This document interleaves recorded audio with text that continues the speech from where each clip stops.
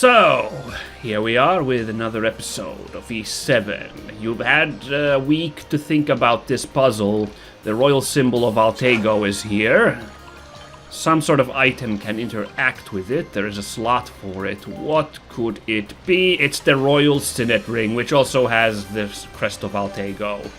Behold! Adol noticed that the hole shape exactly matched that of the king's signet ring. Curious, he pressed a signet into it.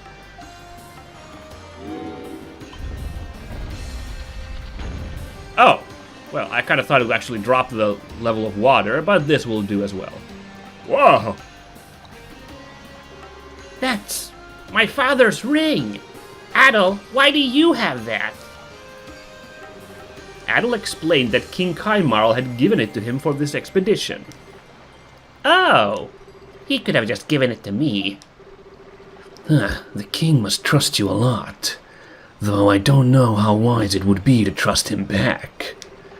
No good can come of someone like you fraternizing with men of power. Hey, what do you mean someone like him? Adol's twice the man you are. 10 times even. The king trusts him because he's trustworthy, and nothing but good can come of that.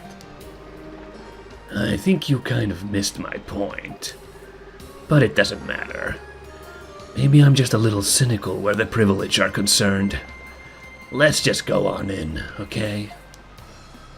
So maybe someone's skipped a couple of episodes or tuning just in. We are in the last area of the 5 dragon altars. We're on Ruins Island, where we can't teleport. That's a bit of a bummer. No, we are blocked. I cannot warp from here. Which, by the way, I totally realized afterwards that I could have warped back from that one point in the Holy Precincts of Wind to way earlier and saved on a lot of backtracking. I bet someone at home screamed about that by now, or politely pointed out to me about this. I shouldn't say screamed, that's mean of me. I kind of noticed it myself, so sorry about that, guys. Anyway, we are on Ruins Island. Freaking the mystery man Geis is here, and he has joined our party.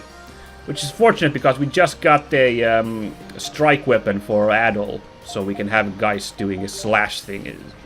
Yes, slash and strike are the weapon types. So we can run around as Geis for a bit. That's fun. Ooh. Oh my. Oh, there was a big guy standing over there. I saw him for a second.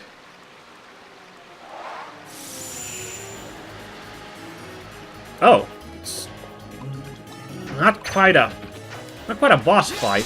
Maybe a mini boss? They certainly seem to have a lot of health. We fought these gator people on this island before.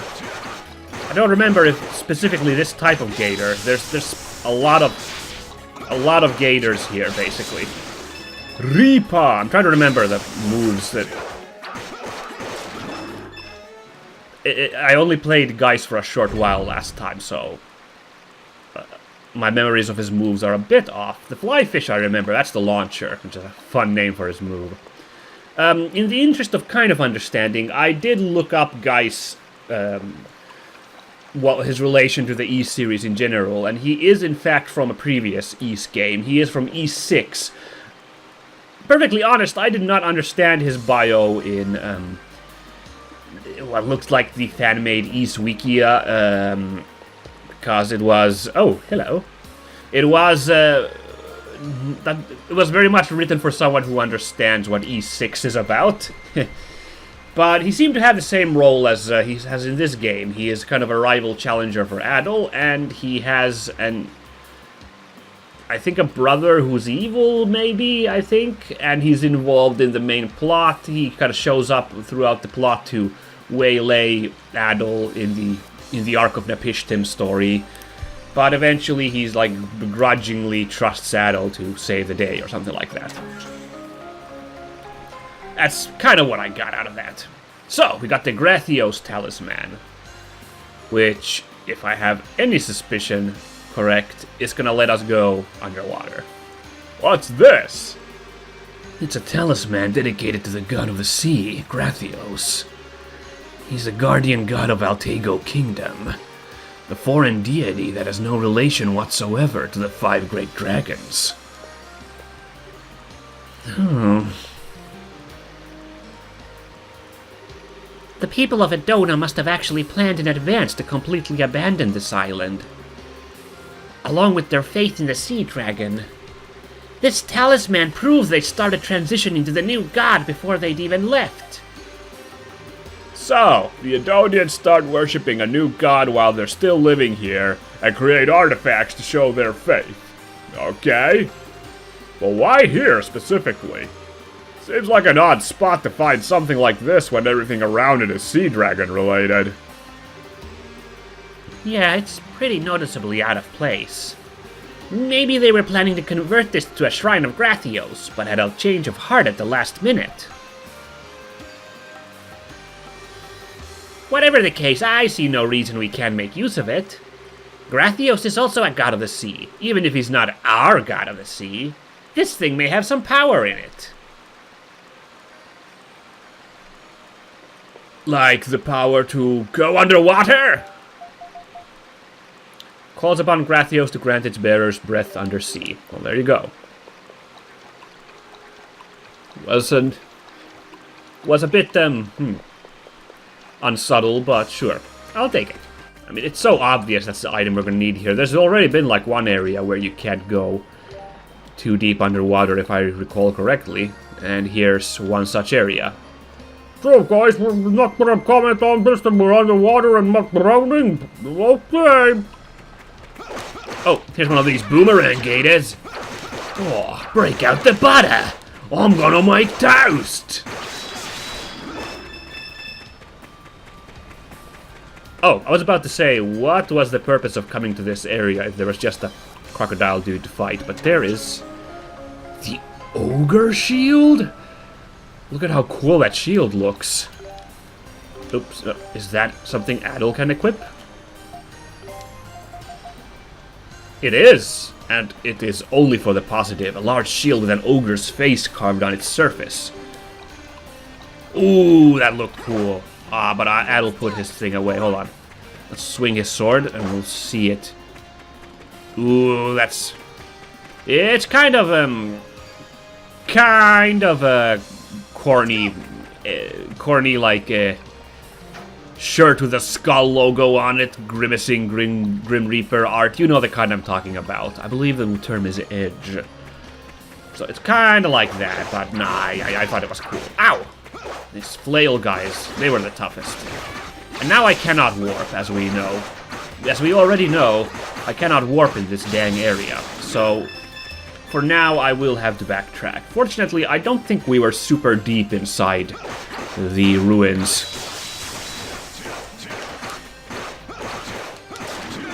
There we go. Also, Geis's name in Japanese is pronounced Gashu. So I wonder if he's kind of actually supposed to be, like, kind of Gaelic, the character? Like, have, or Celtic. Okay, this is me admitting my ignorance. I don't know what the difference is between Gaelic and Celtic. I know those are both things in the Ireland-Wales sphere of influence, but I don't know the difference. In any case, like, he's supposed to have maybe Irish influences to the character just because he is, like, Gash, the name.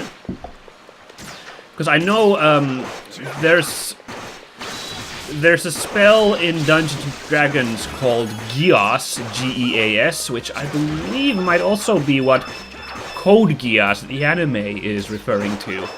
I seem to recall someone telling me that that is based on some sort of word in Gaelic, and it's also supposed to be kind of pronounced like gosh. So Geis's name just sounds a lot like that, so that's why. Okay, this is right. I remember this is where we tried to go previously, and we were immediately activating our super drowning skills. I don't think there was an area previously in this dungeon where you could go underwater. This was the first instance. I think I may be missing out on some treasure, but we will carry on this way. I believe this is where the game continues. Oh, that underwater effect is not something I'm a huge fan of. Okay, I think the Reaper was an AoE move, and this is like, yeah, ranged attack. And that flyfish is the launcher, and the top one, Wolffang, I think is like the dash move. I've got an idea. Ooh! Scary old Ammonite. Oh, a bad attack. Adol, you're up! Those damage numbers on Adol's attack were mighty big. No! I see, a vortex generator. Well, that was unpleasant. Hopefully it won't be too much of a climb to get back up. Yaha! Oh, gotta deal with this Ammonite first. So all of Adol's moves just work normally, even though he's got a big old sword. All right, I'm okay with that. Ah, burger! Aha!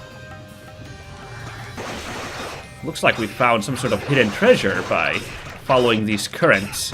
These convenient currents which don't sweep us out to the ocean. That would be unfortunate, but instead simply take us to convenient areas. Sure. Wait. Just wanted to get the equipment from there. Rolica Muskra. Rolica Muskra. Who probably not Adol. Him maybe? Yes. Geist can equip the Rolica Muskra, an important breastplate tightly fitted to the body. It's a bit of a tight fit, but it'll do. Boom! This is crazy. We're in the water dungeon now. It's a bit it's not terrible, but the floatiness of being underwater is throwing me off a little bit. Oh, this one. Did I forget this? Oh yeah, no, it has the Nadley extract, but we're good on that front. Okay.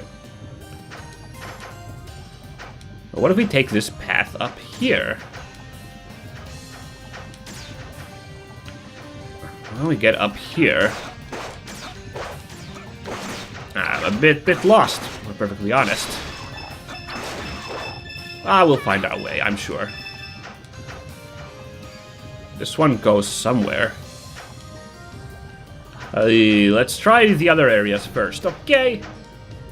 Oh, you guys, the heck are you doing? Oh, you're after the Ammonite. Alright, let's get on it. Ow. I should maybe watch monsters more. It's just, okay. Sometimes some monsters are stunned by my attack, so you can stun lock them, but every once in a while there's a monster who doesn't play that way, no sir. Let's see where this goes. Oh, this is the start of the area. Okay, this is a reset. Good. There's an item I wanted to check out. Not an item, but a thing on the wall I wanted to check out before that vortex generator sucked me in. So, let's just... The vortex. Let's just try to be more careful. Well, first let's deal with this Ammonite. There we go. That is an Ammonite, right? I'm not wrong about that? Hold on. Ooh, that's bad.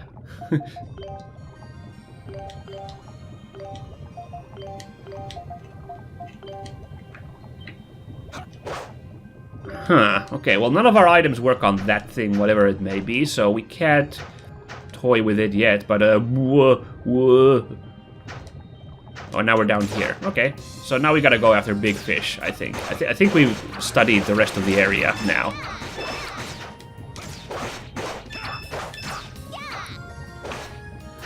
I will deal with the Ammonite monstrosities. Oops. No, wait, no, now I'm pressing all the wrong buttons. Yikes.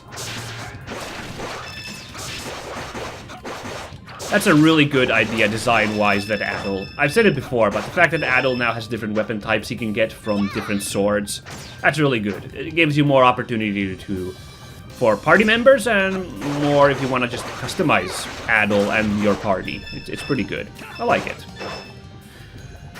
Okay.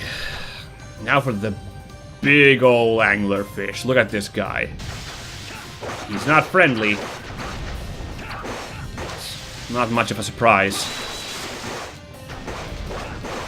It's got a big flopping attack. It's got like, kind of like limbs beyond fins. It's got like little arms and legs. Now he's stunned. So, there you go. Ooh, he drops Titano bones. That's useful if we need Titano items. A little proto-Titano, that thing. Alright. By the way, I am gonna use some healing items at this point. Guys is doing pretty okay. Alright, we've surfaced. Does this count as the surface map? Will we heal if we stand around? It does. Well, didn't I just waste my healing item? Oh well, these things happen. Yeah. Okay, but just note to future self, when you're transitioning an area, do that first and then see if you need to do some healing with items.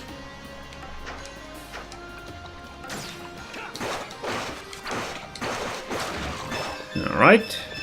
Oh yeah, those have little limbs too, these anglerfish. Well, of course, they've evolved to walk on land, so they need to have some sort of limbs to ambulator around. Ugh. Oh, that's cool. I was about to say, those look like chameleons, and sure enough, they have magic chameleon powers, which always involves becoming invisible. I'm cool with that. Chameleons are cool. The idea that they can turn invisible is pretty cool. I mean, like, isn't it true, guys who know a lot about animals or reptiles in particular, isn't it true, like, it's a misnomer that chameleons use their color changing to, like, camouflage. Like, that's not true. It has nothing to do with just their mood. Like their mood affects their color. I think that's the reality. Those octopuses, those certain octopi that can change their color, they do it for camouflage purposes, to hunt basically. So in their case, it's true. But I think chameleons, it has to do with just a mood thing. I think that's why in Metal Gear Solid 4 it's called Octo Armor.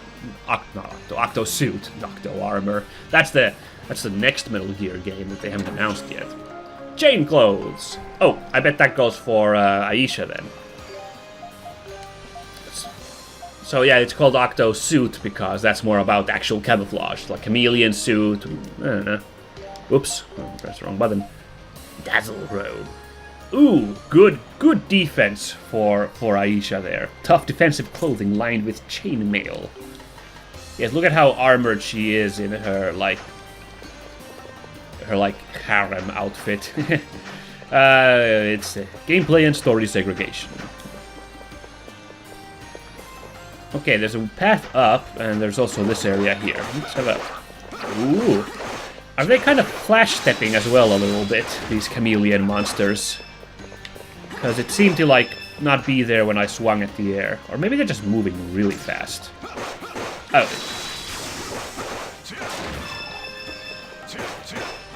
Thank you. Truth be told, there hasn't been really any flying enemies here, and it's with the water theme, it's unlikely we're going to get much of them. It might actually be prudent to swap Dogi instead of Aisha, just so we'd have two strike guys for all those Ammonites. But I kind of like party balance, so I think we will stick with this for now. Oh no, this waterfall, it is too ferocious for us to get through. I don't know, I've never been in a waterfall in real life. I don't know how hard it is to actually get through one, so... I'm not gonna say it's silly when you get waterfalls as obstacles in video games, but I don't know how realistic that is. Of course, I just talked about gameplay and story segregation, so I'm not gonna complain about it being unrealistic. What a weird horned monkey monster. A banderlog, if you will. Is this one we can ride? Ooh, interesting. We're now using more than one item in this area of the game. Why not? Sure, I'm fine with that. But I think there's been one area like that already where we got to use a previous item for. Oh, we used the light, the lantern for light in some area. That was like after the rock tunnel.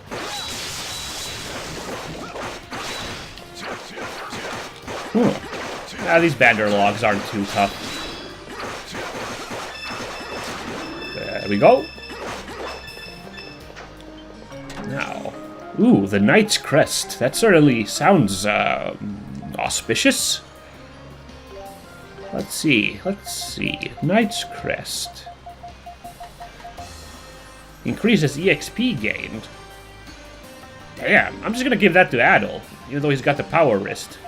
Oh, that's why his freaking attacks were doing such a ton of damage. He has a huge strength boost. Okay, well, I'm gonna give the Knight's Crest to Adol, because Adol's always in the party. I don't know if that means just for Adol or if for the party. In either case, I'm fine with Adol getting a little bit more EXP than everyone else. I hope it means the whole party. That would be great. But, you know, you never know.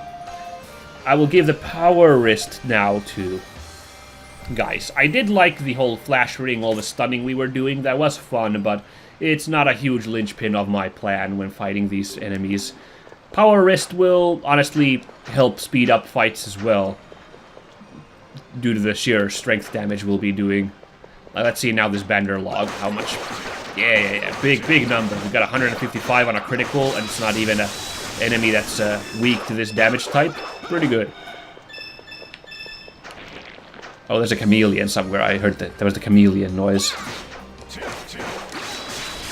Once again, I'm noticing that there are like different enemy types in different very specific areas of the game, which, again, I'm wondering if that's like, again, that whole, like, telling you a story with the environment. Like, these bandar logs have only been here on these ruins.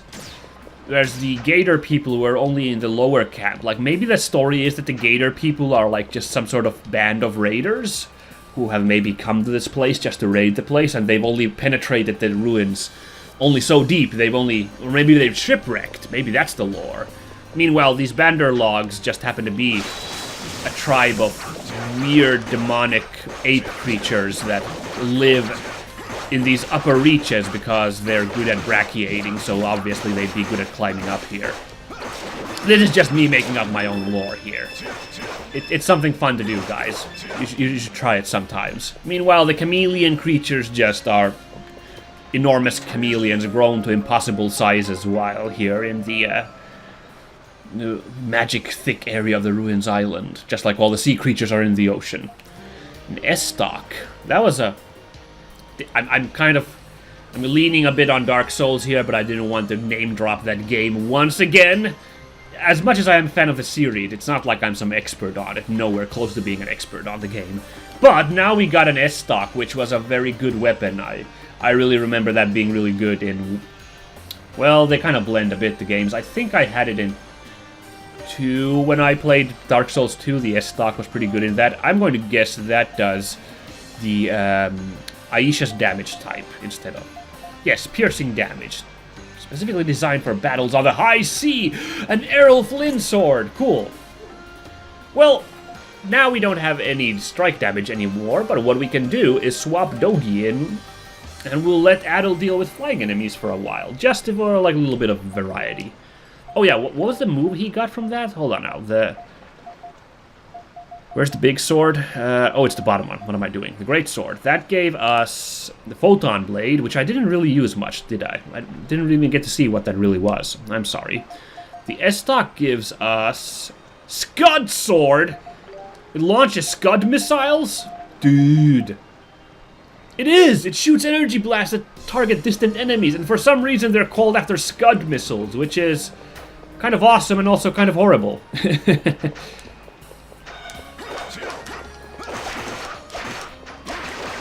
Like, chameleons are good at climbing, so it makes sense that these monster chameleons would be in these, like, high ruins as well.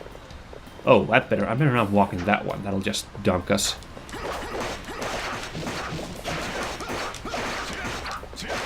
Oh, here's one of these things again.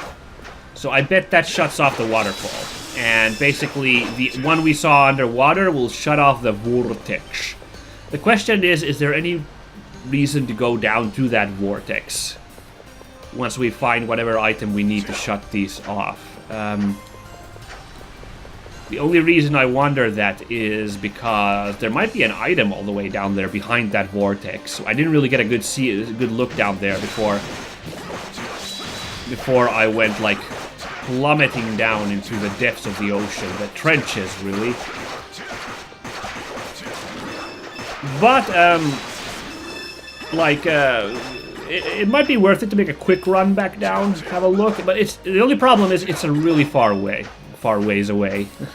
We need to go all the way back down to that trench area, then go back up to the beginning of the underwater area. And as we all know, water levels are the worst in games. Actually, I don't agree with that. I think sewer levels, for whatever reason, are more obnoxious, but water levels are pretty high up there. In this game, it's not been super bad. I've enjoyed it. But,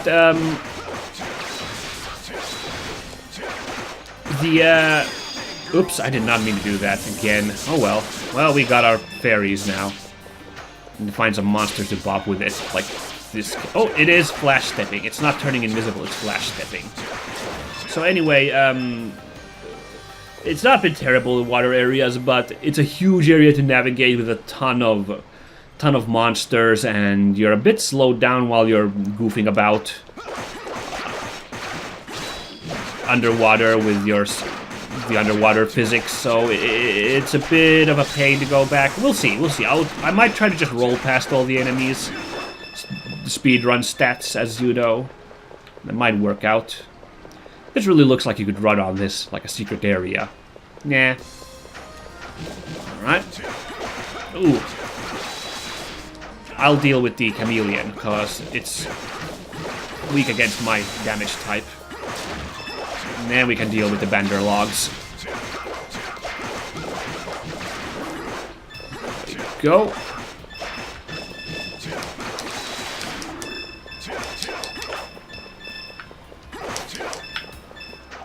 Ooh, okay. Oh, what's this now? Big old crystal. Looks like you can go down from here. Okay. Oh, that's funny, a little jittery effect. I mean, that's not intended, but, like, it's really funny. I don't think they intended that, but well, maybe, because it kind of looks like you're vibrating on the elevator as it descends. But it looked a bit silly. This looks... Oh my god, an Octorok. A baby Octorok and a big ol' Octorok. Oh, wow, that's a big blast. Well, last against us. Hold on, guys. We got some spiked leather over here.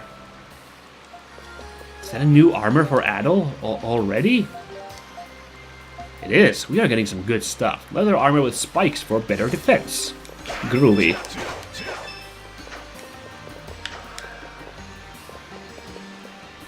Oh. There's something interesting over there as well, but I fear if I walk on that, I will get sucked down to the depths. So I want to go this way. I want to go down on my own terms. I'm still not convinced that this is the final dungeon. It might be. Maybe we shut off the warp effect and we can teleport back to go check out that area at the Great Tree, but I'm not convinced. But this is a great deal more elaborate, I think. Well, I don't know. The Flame Shrine was pretty elaborate, but this feels a lot more elaborate than shrines we've been in thus far. For one, we've got the item to go underwater, but we're still missing some item to interact with all these switches, these, like, water current generators. Oh, right. Where the heck